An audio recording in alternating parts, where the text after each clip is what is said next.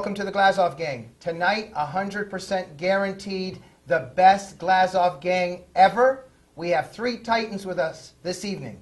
And starting, our first guest, the one and only, Basil Hoffman, a character actor best known for his work with 9 Academy Award-winning directors, most recently starring in Rio, I Love You for Paolo Sorrentino, whose film The Great Beauty just won the Oscar for Best Foreign Language Film of 2013.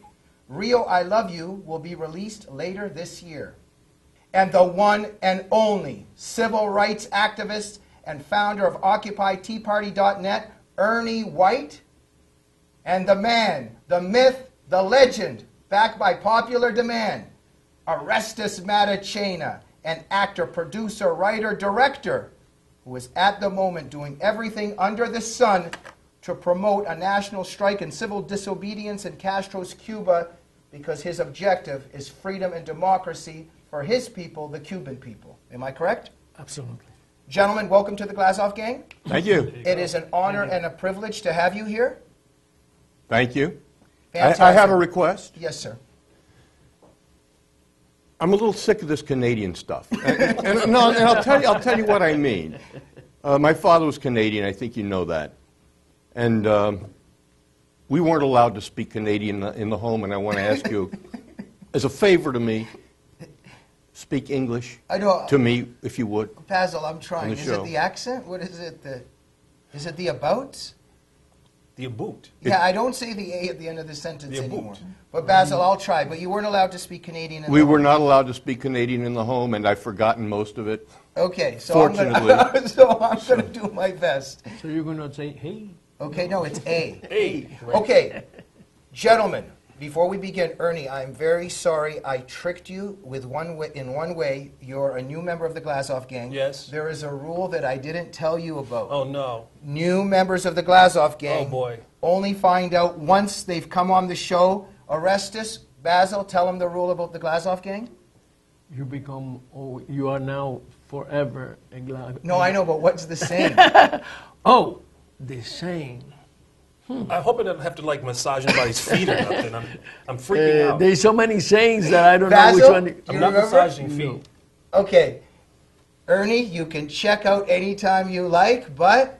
You can never leave. Exactly. Oh, yeah. That's the rule of the Glazov gang. And what was the song? From what song? Hotel California. You got it. So that's the rule of the Glazov gang. So why would the black guy know that, but none of you guys knew that? Come on, you should have known Hotel California. Okay, I'm glad Ernie's here because he's going to know about the rule. It's been 2.5 years now. None of my guests know about the rule. About the rule. Or they remember the rule. He's black? He's black. I know, right? Okay, on that issue, let us begin with Ernie. Now, Basil brought it up. An African-American, if I'm correct, He's but black. who is not pro-Obama. You are part of OccupyTeaParty.net. That's right. And some other things. Ernie, introduce yourself to our viewers. I am a part of OccupyTeaParty.net. I'm also with the Riverside Republican Party, so I'm an elected official. I'm also with Citizens Against Agenda 21, and I'm also with the CRA, California Republican Assembly. So I do everything opposite of being black. Everything opposite. It's really tough to be me. You don't want to be me. You want to be somebody else. Okay, so just, Ernie, just crystallize for us for a minute. You are... Black. No. Oh, well, you are sure. against the Obama administration. Okay, yeah, right. You're not a leftist. You're against Obama. Introduce a little bit of how an African American did not become an Obama supporter and how perhaps you deal with maybe some, a lot of opposition. Yeah, or you see, I'm for freedom. And when you're for freedom, there's just no way that you can want to go back into being put into a cage. I'm for freedom. And the Obama administration is not for freedom. They want to hand out to people like me, but I don't want to hand out. I want the freedom to do what I want to do. I want the freedom to work. I want the freedom to make a living or go as high as I want to go. I don't want to be held back by any type of regulation. And that's what the Obama administration is trying to do. They want to be mommy and daddy to everybody. We don't need a mommy-daddy government. We need a government to step out of the way and let America come back. The only way America is going to come back is if we take that opportunity that we have in America and we drive it. And that's how you do it. You have to drive it. Okay. You don't need a mommy-daddy government. So, Ernie... No mommy-daddy government. So Ernie, so when the Democrats pose and posture that they are for minorities and they're the party that's going to help the poor people and the minorities and the inner cities, etc., that's not true. I'd like to know how many times have Nancy Pelosi had minorities at her house for dinner other than probably cutting her grass. I really would like to know that, and probably zero. Yeah, because the empirical reality is that the Democrats are actually hurting minorities and hurting the poor. They're actually holding us back. And everybody that I know wants to be moving forward. We don't want to be held back. We want to move forward. And again, the Democrat Party right now is holding us back. But you know what? I'm not going to give any power to the Republicans because they're not doing anything either. They're also following that same suit. So they need to get out there again and start representing the people. And stop worrying about elections and start worrying about people. But you would say more of the Ted Cruz mentality is more needed. Yes, I would. Right? Exactly. You would say more Ted Cruz, less John Boehner. That's right. You got to take the handcuffs off of Americans. You got to take the handcuffs off. And that's all we need. If you want to be free, if you want this country to come back, take the handcuffs off Americans. We have always been able to drive ourselves back into number one. But if you're going to put the handcuffs on us, and that's what the government's been doing, putting handcuffs on the citizens, then we're stuck. We can't drive forward. So again, take the handcuffs off, take the gloves off, and let us battle our way back, and we will become number one again as a country. Ernie, thank you very much. Very inspiring things that you're saying. Thank you. And now we are going to move over for a minute to Basil Hoffman. Welcome back to the show. Thank you. Basil, why don't we just begin very quickly with your recent successes? You mean theatrically? Why not? Well, I'm on a TV series that's been playing on public television all year, Courage, New Hampshire, and we expect to do 5, I would say, new episodes next year.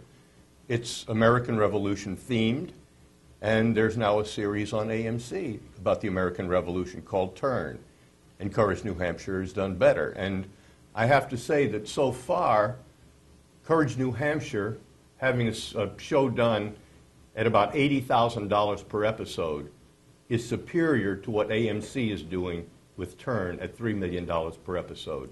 And somebody's going to find that out. And as far as Rio, I Love You is concerned, I would expect that to come out in the fall. And it has a wonderful cast. It's an anthology picture, 10 different short films blended together with a little connection between each one. But these are separate stories written and directed by different international directors with different international casts. And I'm starring with a British actress, Emily Mortimer, in the one that I did. Thank you so much, Basil. A great honor to have you here. Thank you. And ladies and gentlemen, my honor to be here.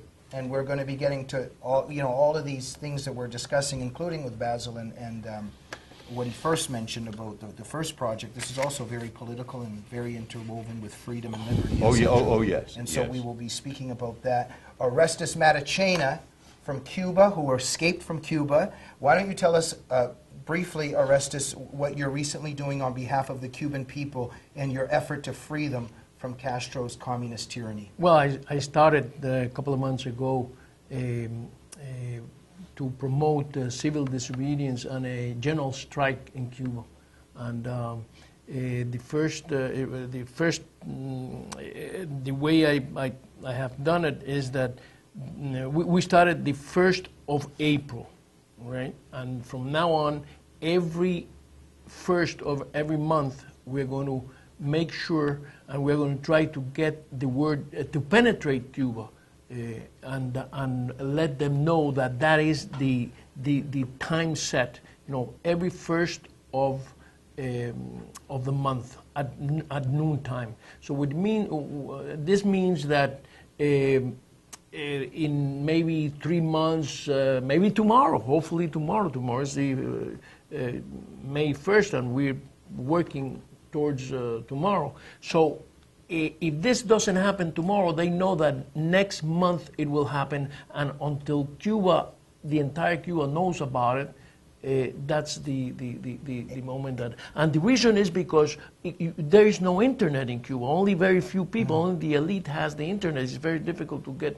out there. Thank you, Orestes. Armando Valladares, one of my heroes, who was a political prisoner in Cuba for 22 years. This is one of the most evil regimes in history. Absolutely. We know that the left is in love with this regime, but our viewers who would like to help and want to participate in bringing freedom to Castro's Cuba, where can they contact you? They should go to, I created a thing in Facebook called Army Without Soldiers, Only Generals, which each general will use their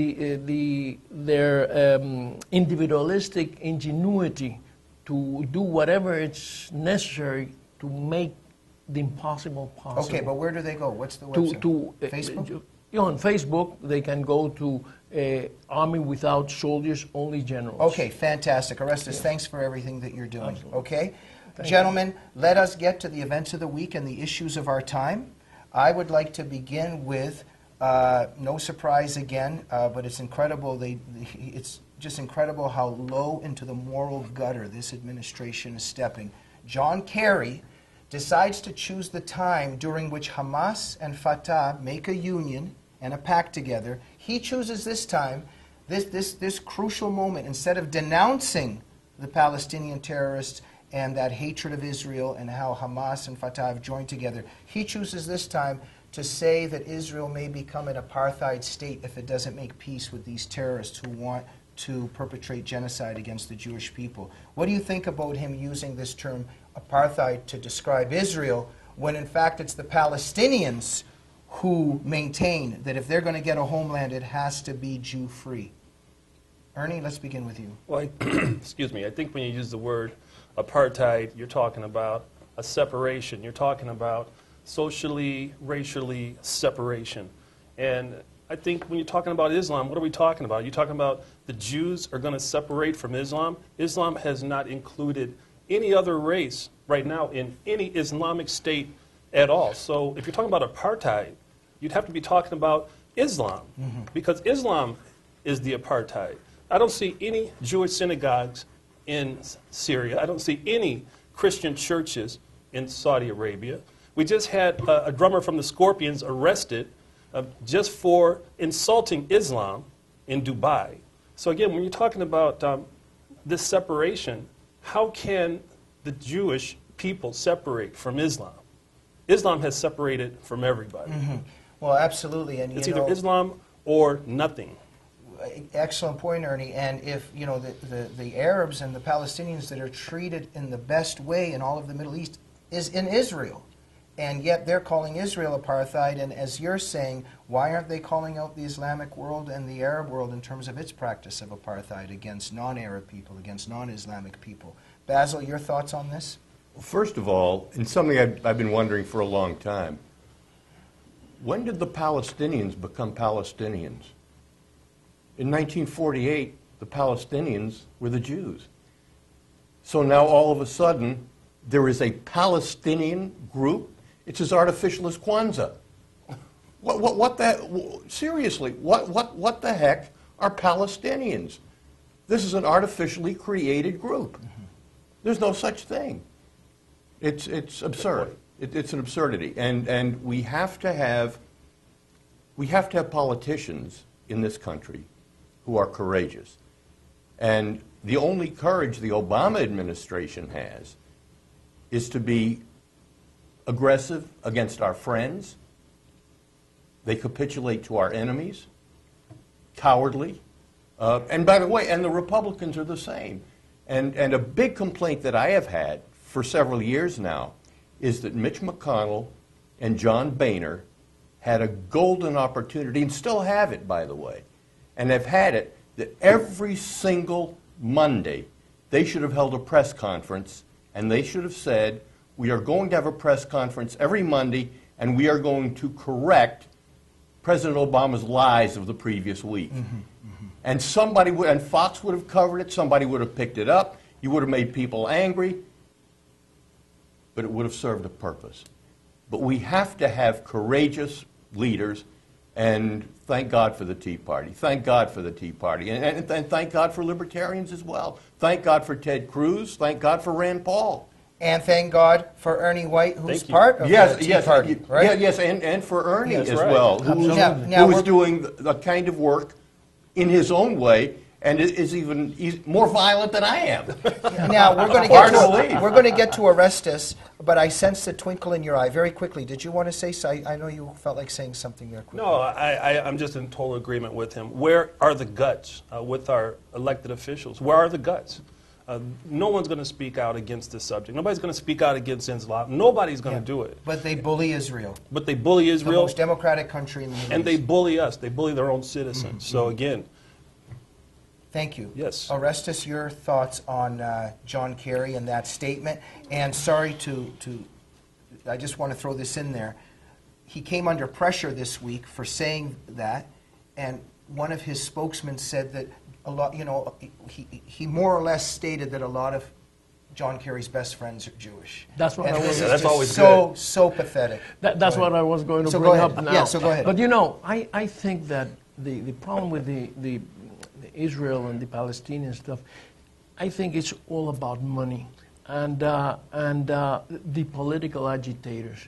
My wife she's a Jew and they're Israelis. And what you said just a minute ago, her mother was a Palestinian. He's a Jew, but at the time in '48, she was a Palestinian, and she loved it being a Palestinian because all Jews, that's what they were. So, but you see, the funny thing is that I never been in Israel, or they always go together and they never take me. But this time I'm going to go. But anyway, the funny thing is that in Israel, the people who does the security when you go inside, they're Palestinians. I mean, in Israel, they're Palestinians. And they're Palestinian, Israeli Palestinians. Okay. But we always have the way that we think here in America and probably all over the world is that the Palestinians are going to, they are human beings like us and they don't want anything to happen to their family. They want jobs, they want work, they want to have everything that they want. And they, in Israel, are the ones who are the security of the Israelis, of the Jews, which is very hard to sometimes to comprehend, but that's one of the things that is fantastic about Israel and all this craziness about the Palestinians. There are political agitators that are making a lot of millions of dollars. Okay, well, 1 second. I think it's very important for me to cut in and as a qualifier to say that of course there's many Palestinian people who want peace and who want to protect their family, etc. But their leadership and the overall culture and the Islamic religion and how all that blends together leads to a hatred of Israel, leads to an anti-Semitism, and has made that culture a death cult in terms of how they want to destroy Israel. And that's very important to say here. I have a comment to make, if I might, regarding that. Yeah. I've been to the Middle East twice. In 2002, I was in Lebanon. Then in 2008, the State Department sent me back to Lebanon as a U.S. cultural envoy to Lebanon. Both times, I was made aware that I could not have an Israeli stamp on my passport and get into Lebanon. And you cannot get into any of the Islamic countries if you have an Israeli stamp in your passport. That's how liberal these people are. So as Ernie has said, the apartheid states are the Islamic countries. Thank you, Basil. And so let's get to this now. Let's just shed a little bit of light on the Hamas-Fatah unity agreement that was just made. And what I find interesting is that Abbas was Obama's peace angel for a while. He was saying, well, Hamas is bad, but Fatah and Abbas, these are the moderates. These are the people that we can work peace with. These are the people that want peace. And now all of a sudden, they've made a pact with Hamas. I mean, this is no surprise to those of us who know what's going on, because all of them want the destruction of Israel. But this fantasy of Abbas being the peace angel that Obama and many Democrats on the left say that he is it's BS. And I'm wondering why the media is not questioning Obama on this now. But Ernie, let's begin with you on that new unity that they have. Well, there's always going to be unity when you're trying to put Hamas with the Muslim Brotherhood. It's just going to be so wonderful. I think confetti is going to fall from the sky once they begin to shake swords together. And, I mean, again, which one do you want? Do you want the Muslim Brotherhood? What's a moderate? What's a moderate within these two groups? I mean, both of these groups hate you, period. They hate you. The women and children in these groups are afraid. And there's nobody out here who's willing to stand up and say anything about either one of these groups. For some reason, Islam is always off subject, always off topic. We can never talk about it. We can't tell the truth about it. And again, not one politician will say anything about Islam, and it's because of the money. Let's be honest. It's about the money. Everybody wants the oil money. Everybody wants a piece of that money. We've got EB-5 visas here in America. What that means is all you have to do is put down $1 million, and you can get yourself an American visa. You can buy it. And so, again, that's what we do here. We care more about the money than the people. Ernie, thank you. I would like to add to that that what is not about money is that there is something called Islamic ideology. That's right. In Islam, because of that territory, Israel is not allowed to exist. And that's something that, you know, there's going to have to be leaders in America that are going to have the courage to point that out and talk about that, and that's not the leadership we have today.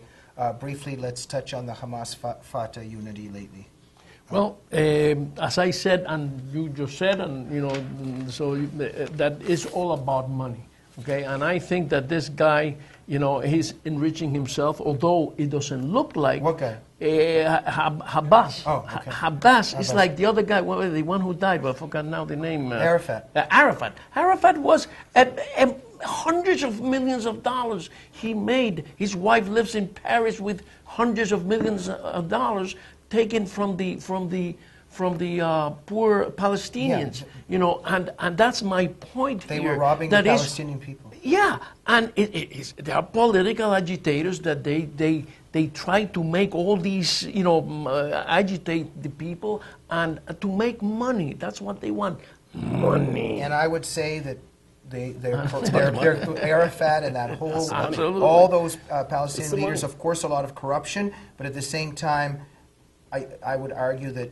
money or not, they are anti-Semites. They're on the rooftops screaming that they hate Jews and they want to destroy Israel. And that's an issue that also rests outside of money. But don't you think that that's like the political agitators are the ones who do that kind of stuff, and they get arouse people, and then they start saying all these things. Well, but if those same people were saying, oh, everybody's good, everybody's nice, then everybody would be saying the same. Orestes, I'm just stressing that money or not, there's Islamic ideology that teaches jihadists who see their verses in the Quran that teach them to hate the kafir and that are told to wage war on them. And we have to keep that in mind, and somebody's going to have the courage in our leadership to talk about that. That's right. Let's get to the IRS and Lois Lerner, who has refused twice now to answer questions. And the House is going to be voting on whether she should be held in contempt very soon. And recently her lawyer has said that even though she has already admitted and apologized for targeting conservatives, and we know that there was actually, it's not true that there wasn't a smidgen of corruption. We know what's going on there. And so she's not answering the questions. There's going to be a vote. Now her lawyer has come out and said that it's un-American to hold her in contempt. Basil. Would he know? Would he know what's un-American? Thank you. He's a Democrat. Mm-hmm. How would he know what's un-American? You know, it's like Charles Schumer talking about the mainstream. Charles Schumer is so far removed from the mainstream that he has no clue. Anybody who represents Lois Lerner has no idea what is American. American values are truth, a little bit of honesty all the way around would be a nice thing.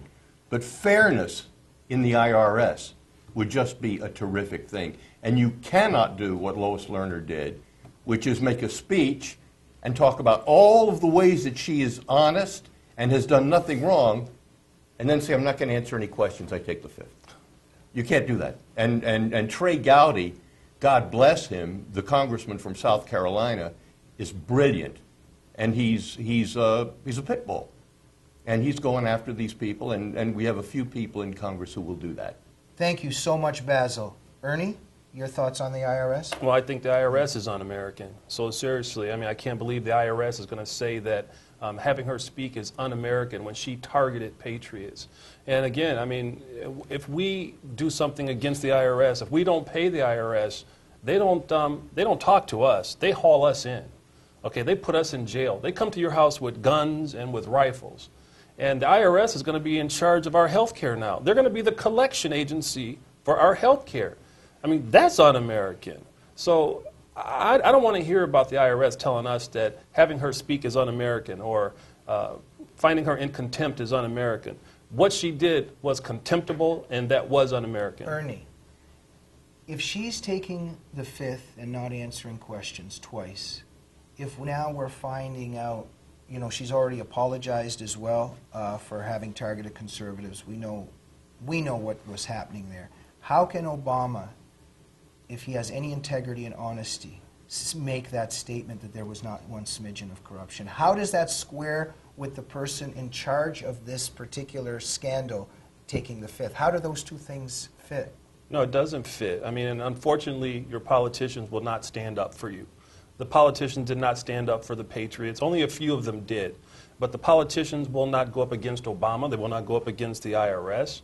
They're just trying to make everything lovey-dovey right now. And so why I'm pessimistic is that, you know, with Benghazi and the IRS and all Obamacare, everything going on, even if they hold her in contempt, let's say the House votes to hold her in contempt, which I'm hoping for, but what can anything really happen? Because in the end, the Justice Department is supposed to do something, and we know Holder's not going to do anything. Nothing's going to happen. We had Fast and Furious. Nothing happened. We had Benghazi. Nothing happened. We had Obamacare. Nothing happens. We just keep being told all the time that, oh, we're going to do something for you, but nothing ever happens, and that's from both sides. But how could anything be done if the people who are guilty are the ones investigating?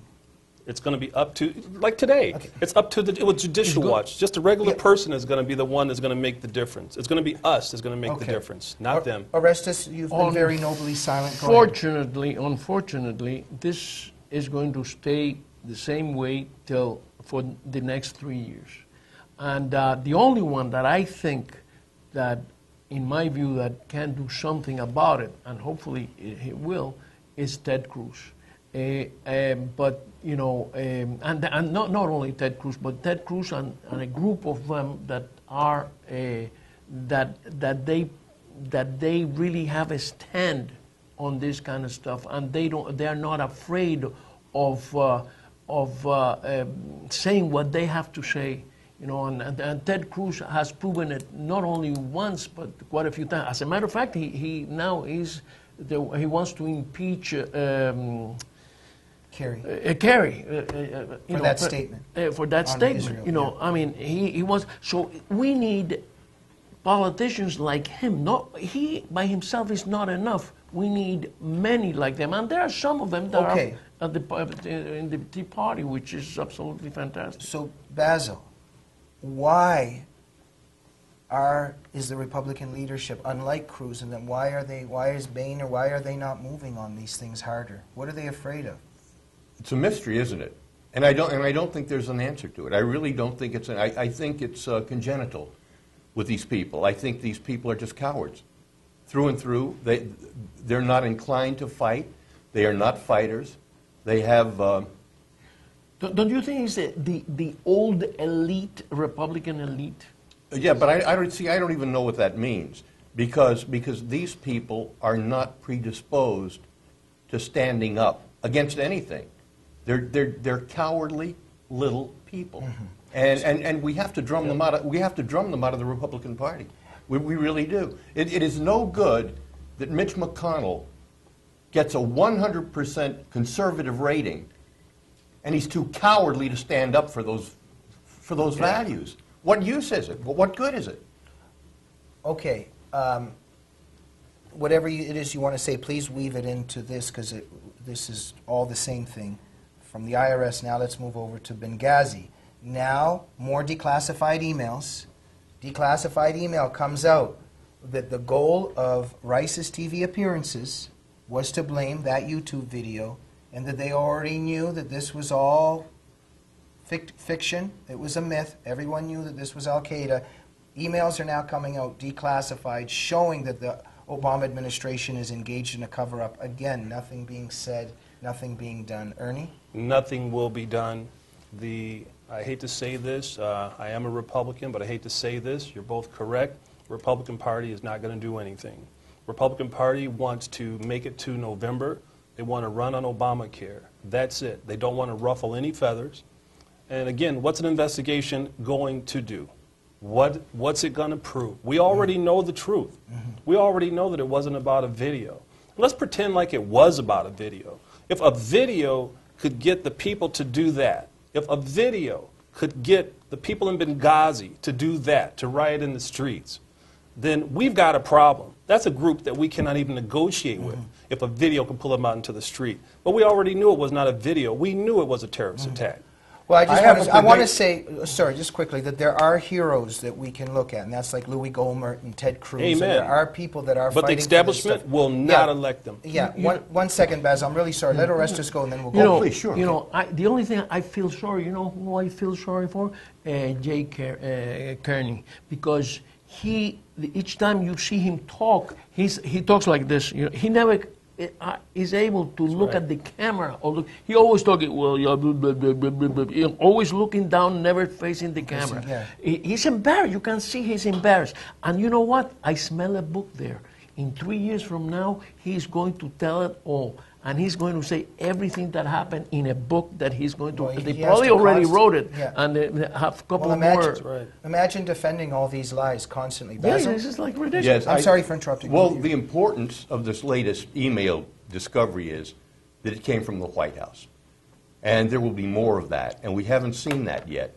And I'm going to make a prediction that the closer and closer it gets to the president, and the lower the president's numbers get, closer to the election, the press will crack.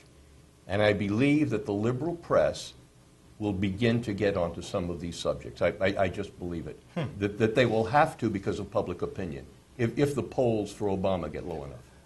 That's my prediction. Basil, I hope you're right. I'm a little bit more pessimistic about how much the left has suffocated the media and taken control of our culture. But I hope you're right.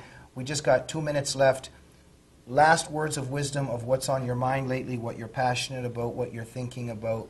Ernie, let's begin with you. I just want to tell people that if you want more information about trying to save your country, you have to save your city first. You can go to citizensagainstagenda21.com, and we've got a lot of information on how to save your cities. Save your cities. That's where your battle is. Your battle is local. Thank you. And 20 more seconds on just a little bit more about you and what you're doing in all of that. Well, what I'm doing is I'm trying to make sure that we stop this smart growth, this sustainable development. There's nothing sustainable about it. It's all about taking away all of your rights, taking away all of your property, taking away everything by eminent domain, putting high density everywhere, having no more farms, no more anything being grown by the American people. So again, that's what I'm doing right now. That's where I'm trying to empower the people to wake up. Ernie, who is Obama? Who is Eric Holder, in your opinion? Boy, that's a tough one, because those are the people that are stripping your rights away from you. They are stripping your rights. In June, Obama will have some more executive decisions coming out, and you're going to see your rights being stripped under the term environmentalism. Orestes, final words of wisdom, briefly, please. Well, more or less what you said is exactly the way I believe, and hopefully guys like Ted Cruz will rise also, and will start speaking out, and will make this country what it used to be. And hopefully they will rise soon, because we are really in trouble. And hopefully they start deregulating. You know, one of the worst things that has happened here in America is that we have turned the American dream into a European nightmare, and I think that's horrendous. Orestes, and also, I don't know if you gentlemen know, he calls Obamacare Obama don't care. That's right. Final words of wisdom, last words of the show to the Buddha of all wisdom, Basil Hoffman. What I would say is that people who are conservative need to stand up for what they believe, not allow themselves to be bullied, and right is right, and the right is on our side. We're constitutionalists, and we stand up for what we believe, and we need to stand up for what we believe. I'm in a liberal industry, and everybody in my industry knows what my politics are, and I don't care. And I haven't suffered for it. And if you're in a workplace and you hear conversations about politics and they take for granted that everybody agrees with them and you don't, tell them that you don't. Stand up for what you believe, stand up for your conservatives, stand up for your constitutionalism, and stand up for your belief in the founding of this nation, this great nation, and man up. Thank you so much. It was an honor and a privilege to have you on the Glazov gang. Basil Hoffman, Ernie White, and Orestes Matacena, thank you for being such freedom fighters and standing up for such a precious country and our freedom. Thank you. Thank you. Thanks, Thank Jay. you. Thank you for joining the Glazov gang. We'll see you next week. Good night.